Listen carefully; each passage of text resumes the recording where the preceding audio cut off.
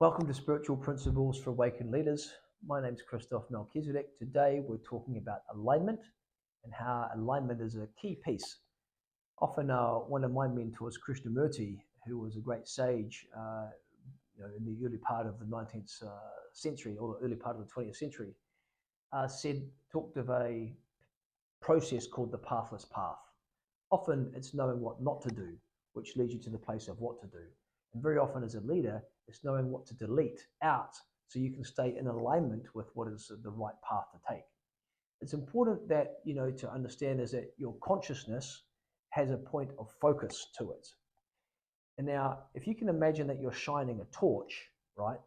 And that is the total amount of whatever you shine that torch on expands and manifests itself.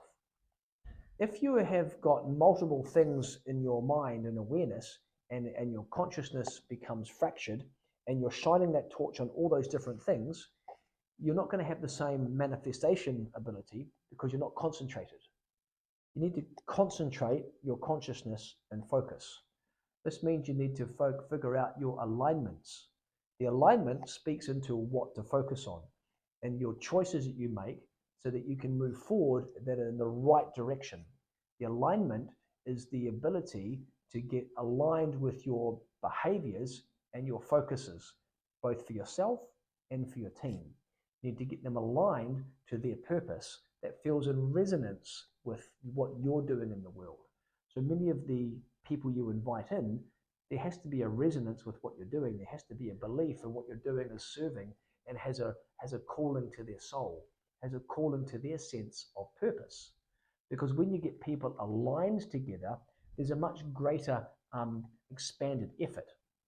So there's the first up, the process on the individual level, alignment for your decisions and actions that are concentrating your focus. Then when you bring other people into the team, there needs to be an alignment of their sense of purpose with your sense of purpose so that there's no mismatching going on, but you're all in synchronicity together. No, you're all in synchrony together. Kind of like the best metaphor here of, I would say, alignment is a rowing eight at the Olympics.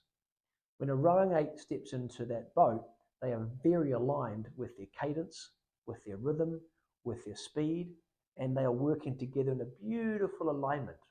That is what we're looking to do when we're creating teams of people that we feel aligned with, is that the inspiration that then starts to emerge from that alignment means the group can work together in concert.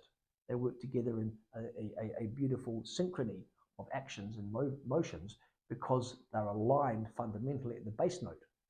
The base note is the purpose.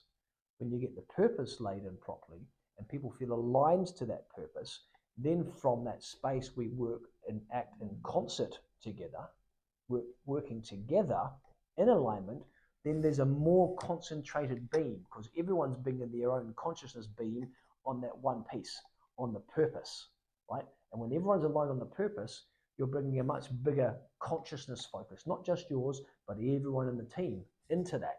And when that happens, whatever you're focusing on greatly expands. It's really is as simple as that.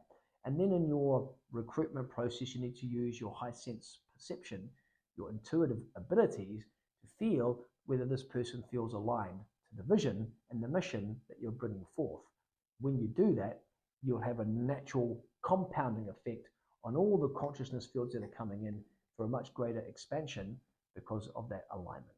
So align yourself and then align the others that are around you, and then you'll start to take the right course of action and everything will expand with that level of focus.